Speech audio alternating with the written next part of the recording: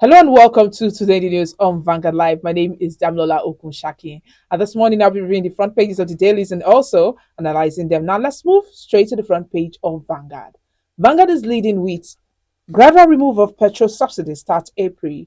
That's according to federal government. Those campaigning are saying they will get rid of it quickly. It's safer for the current administration to start removing fuel subsidy from second quarter. That's coming from Finance Minister Ahmed at 3.25 trillion naira subsidy cost must be exited. You can see that story on page 5 of Vanguard newspaper. Now on page 31, our work is speaking for us. Kora governor is saying that Buhari approves a 1.9 trillion naira for NNPC's intervention in 44 road projects. 2023, moderate growth alone not enough to boost economy. That's coming from NESG. Offer bank robbery. Al Kiari offered me 10 million naira visa to implicate Saraki. That's coming from suspect. You can see that on page 6. And on page 16, Olufasan, the quote says, Obi's victory would assuage the legitimate agitation for a president of Igbo extraction and create inclusivity that unites Nigeria. And on page 20, law, it says, examine Albert Bassi's post-conviction bill, Guba ambition. On sports, on page 38, Abodorix must not be allowed to die. That's coming from Jala. Stories above, Nigeria's next president should come from Southeast. That's coming from NCEF. You can see that on page 10. Lastly, on Vanguard newspaper, Buhari, Obasanjo, Adebanjo, Sanwo-Olu, Obi, Tinubu, others hail Anyanku at 90. And there's a photo story that accompanies that. Of course, you can see that inside Vanguard newspaper. And away from there, let's move to the Punch. Punch is leading with first scarcity bites other. Marketers blame NNPCL. Ipman to sell petrol at 270 naira per litre as supply gap widens, lingers. NNPC GMD defends subsidy. Oil production now 1.52 mbpd. Federal government asks United States to probe Nigerians' Don's debt. You can see that on page 5. Stories above. Nigerians owes China, Japan, Germany, two others $4.85 billion. You can see that on page 20. Lastly, on the Punch newspaper, fans excited over possible risky Davido historic tour. You can see that on page 14. And of course, that's one is going to be historic. Now let's move straight to the Nation. Nation newspaper this morning is leading with Sands. Pose other threat by returning officers' powers. Olanipekun raises concern over Section 65 of Electoral Act. Agbakobas seeks clarification on Section 134 of 1999 Constitution. Kwankoso LP is built on ethnic sentiment. You can see that on page 6. Stories above, we deducted 3.3 trillion naira from Federation account for subsidy, says NNPCL. Lastly, on front page of the Nation newspaper, direct flight from Israel to Nigeria restarts in March. That can be seen on page 7. Lastly, let's look at the Guardian newspaper. Guardian this morning is leading with $1 billion anti-terrorism spending. Posers on Buhari security success. Mweze, how over invoicing, lack of transparency make nation unsafe. No price too high to pay for political stability. Retired Deputy IGP justifies anti-terrorism funding. Insecurity was under current administration, Siklak insists. You can see that story on page 6. Senior advocates question legal framework of 2023 elections. You can see that on page 3. Stories above, Buhari okays 1.9 trillion naira for NNPC to reconstruct 44 federal roads. That can be seen on page 4. Lastly, on the Guardian newspaper, I was offered 10 million naira visa to implicate Saraki, says offer robbery suspect. You can see that on page 29 of the Guardian newspaper. And that's all we have on the front pages of dailies this morning. Join us after the break with our guest, who will be analyzing the papers. Welcome back. If you're just joining me, this is Today the News on Vanguard Live. I'm Dablola Okunshaki. Joining me to analyze the front pages of dailies this morning is Mr. Oludari Mayowa. He's the publisher of Global Financial Digest. Good morning, Mr. Mayowa. Good morning. Glad to be here this morning. Yes, thank you for joining us. All right, of course, I'm sure you would have seen the queues, long queues at the filling stations and all that, where and Nigerians are really complaining. I mean, I entered long traffic yesterday when I was going on because of these long queues at a filling station. But what do you think about the fuel scarcity currently going on? It seems it's getting worse. Thank you very much. I equally experienced heavy traffic yesterday, right from Lekki to Rwani Road. NAPC was selling, on Alapere, NAPC was selling. The time was right from Ikoyi to Alapere. No stop, no break. All the long queue. And it's unfortunate that the nation that is one of the top crude oil producers in the world is taking its people, through this kind of suffering. And the governments are not doing anything about it. They have been giving empty promises. NPC, the retail hands, every other one are giving empty promises. And yet the government is claiming that we are spending about over 3 trillion to subsidize the product. Yet we cannot find the product to buy. It shows that something is wrong somewhere, something is missing somewhere, and there's a manipulation around somewhere there. Because if you are subsidizing a product and you are collecting over 3 trillion naira as a subsidy cost, and yet the product is not in circulation, and yet people are paying up to 350. I bought this year 270, per liter, and people are buying above the pump price, spot price. Something is wrong with the system, and fortunately, we have a government that not listen to the masses, they are not listen to the people, and the cost on the economy, the cost on the well-being of Nigeria is huge, and we can't quantify it. And I think there's a need for government to do something serious about it. It's getting out of hand, and the earlier the better. And you can imagine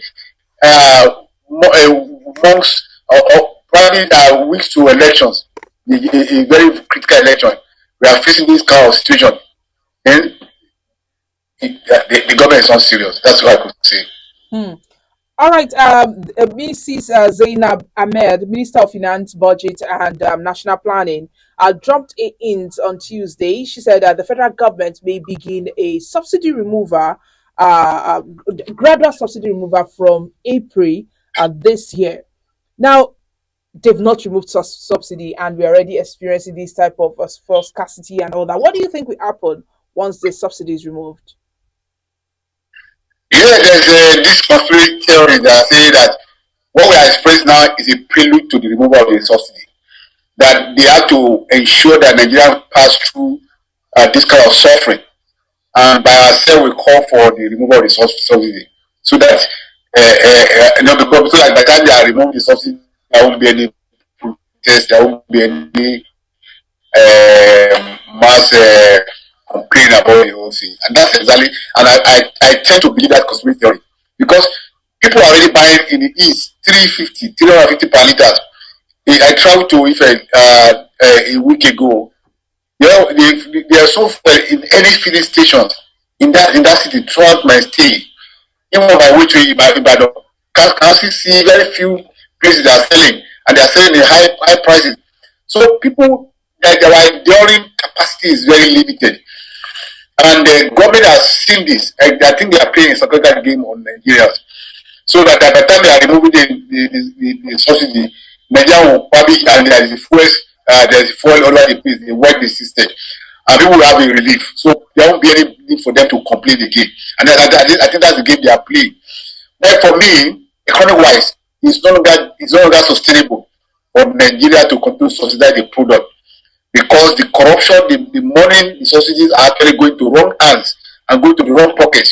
And the people in government, people in the NPC, people in the related to government are exploiting the situation to enrich themselves. Over 3 trillion naira to subsidize it, and we are not seeing the product. That's to tell you that a lot of people are benefiting from the system, exploiting the system, smuggling the product across the border, importing fuel that they are claiming subsidy on. And so for me, and government is using revenue to subsidize nonsense when they are not subsidizing anything. So for me, I will agree that the subsidy should be removed, and the government should fix the refineries. Government should regulate. Government should regularize the process of distribution so that Nigeria can go by their duty. So of course, the pay will be, yes, be momentarily very huge, but as time goes on, we get used to it. We adjust our system, and the system will adjust to it. And people might moderate their moving around. You don't need to travel where you don't need to travel at all. You need to move around where you don't need to move around. And I think the economy can breathe because productivity cannot be jumped at. So for me, it's the right step to be taken. Mr. Mayowa, do you think this is the right way to prepare Nigerians right now with this forecast? Because yesterday, I was listening to conversations of people, and they were mentioning the fact that Nigerians, we love to adapt to things. We don't complain when things happen. And you saying that we will get used to it. It's almost the same thing. No, of course, like I said, this is not the right process of doing it. When this APC government promised us that they will fix the refineries, the first thing government should have done is to fix the refineries. That we are not importing what we produce locally, what we can produce locally. We cannot importing it with scarce dollars, scarce foreign exchange. That is the process. Government should have fixed the refineries. If you have allowed the sales of the refinery by Obasanjo government, by now we have been stabilized in terms of commodity available locally. Because part of the cost of subsidy is the demurrage they are paying in the port, the cost of duties, the tariff, and all kinds of things they are built into it because of corruption. These are the costs we are paying for it. But if you are produced locally, all those costs would have been eliminated, and perhaps we have been paid probably at a price we are currently paying for it. And Nigeria will have probably see reason for that because the cost of fuel in good turning to go in Ghana, in Chad, in Niger is higher, in Cameroon is higher than what is in Nigeria. So people will take advantage of that to smuggle it out, to sell, to take advantage of the price variety. So government should actually take Nigeria will definitely see if the fuel is available, and of course it will that people demand for improved wages at the civil service level, and probably there will be efficiency in distributions and in other areas. So for me, it's the right thing to do. I'm not saying that it should have been, because we don't have sensitive government, that's why they are taking us through this a tough process so that it leads to the removal of the subsidy. But the right thing to do economically is for the subsidy to be removed so that government can have enough revenue rather than borrowing, because they are piling up on the minister said they are borrowing to remove pay subsidy. It doesn't make any sense to subsidize consumption. What government should be doing is subsidize productivities. Even if they are subsidizing, it's going to the wrong pocket. So we have a broken government, and that we need Nigeria to be fixed by February 2025, right, this year. Nigeria must wake up and stand for their right and fix this country. And we can only fix this country by electing the right person to lead us to the next level. Otherwise, we go back to square one. Mm-hmm. All right, but we are close to the end of Buhari's government, and another administration will soon enter. And do you think Buhari will be able to solve this issue of fuel scarcity and the whole thing about the fuel subsidy before the next government, or do you think they should leave it?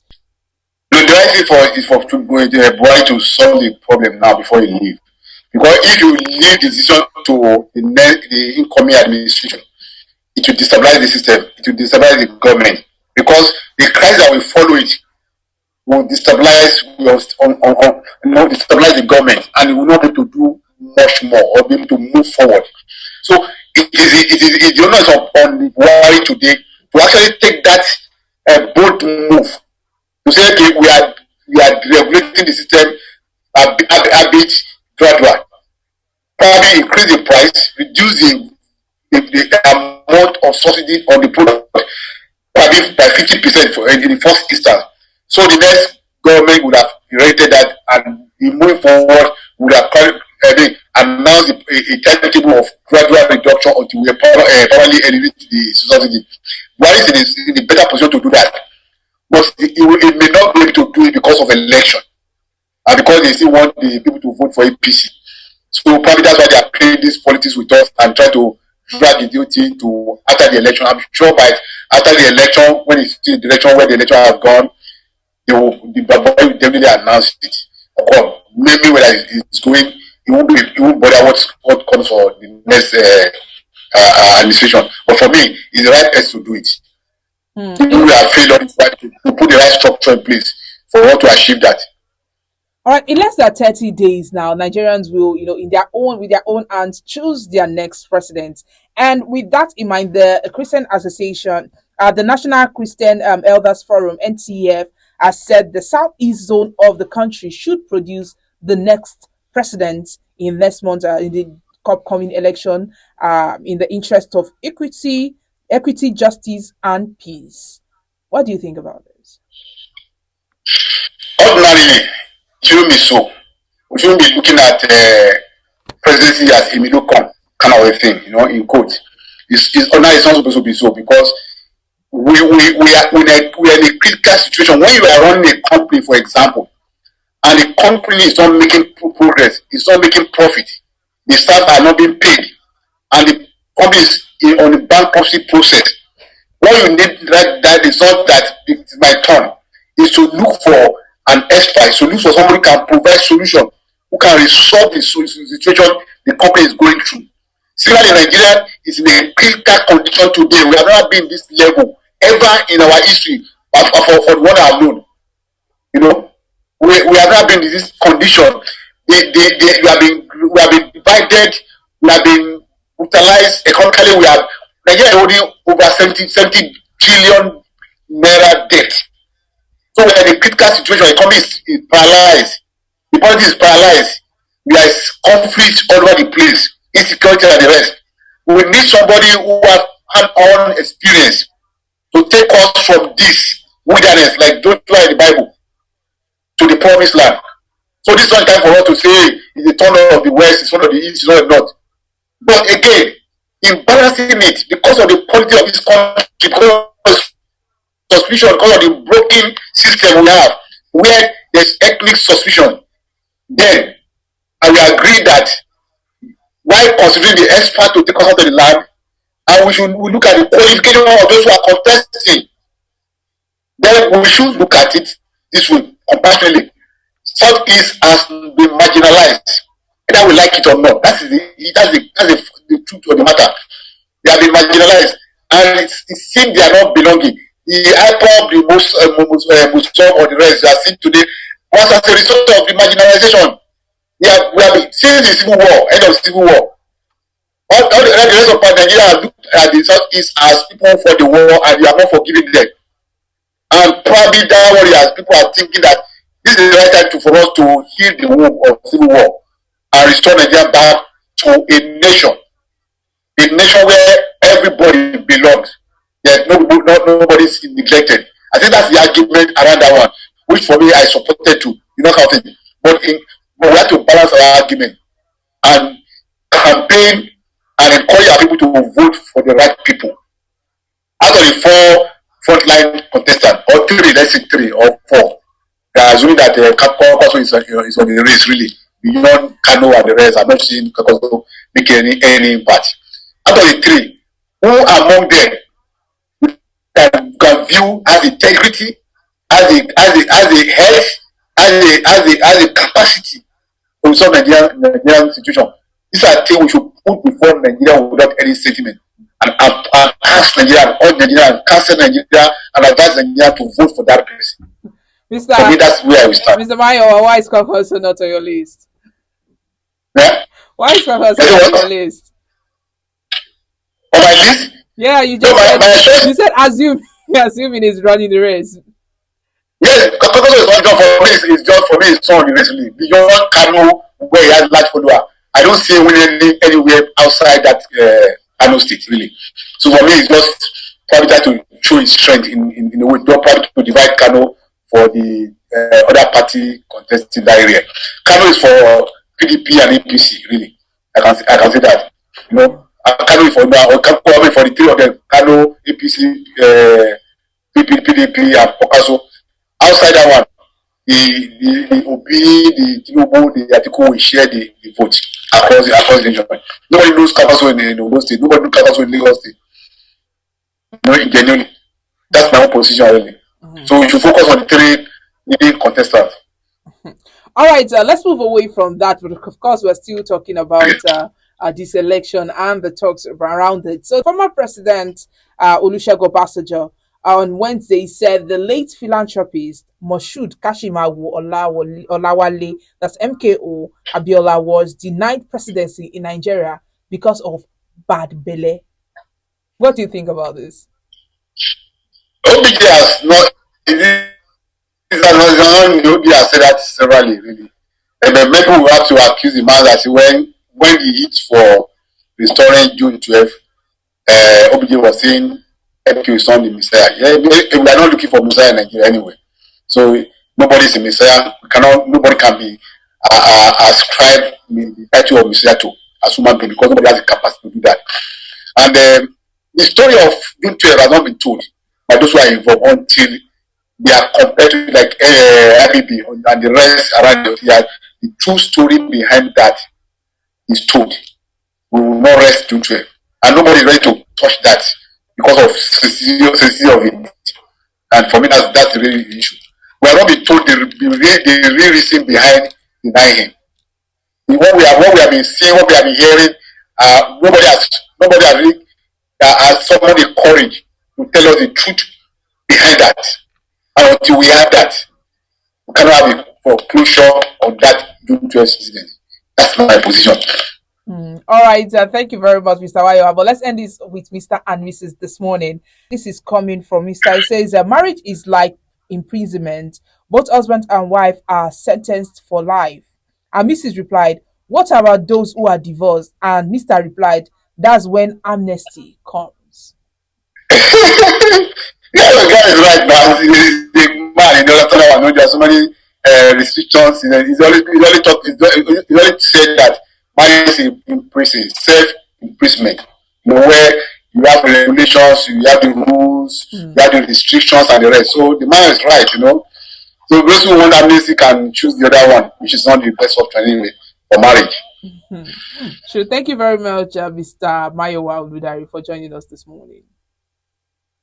Thank you so much for having me today. Yeah. Have a lovely day. And you too, is a publisher of Global Financial Digest. He just reviewed and analyzed some of the stories on the front pages with us this morning. Now, to get more of our top stories, you can follow us on all our social media platforms showing on your screen. On Facebook, Instagram, Twitter, TikTok, our WhatsApp number is also displayed on your screen. I'm Damlola Okunshaki. Have a lovely Thursday.